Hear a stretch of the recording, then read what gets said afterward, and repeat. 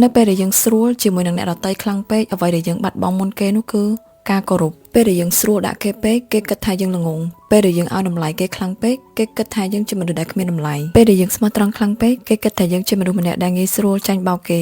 ពេលដែលយើងស្លូតពេកគេនឹងជន់យើងហើយវាជារឿងពិតដែលយើងអាចប្រកែកបានទេ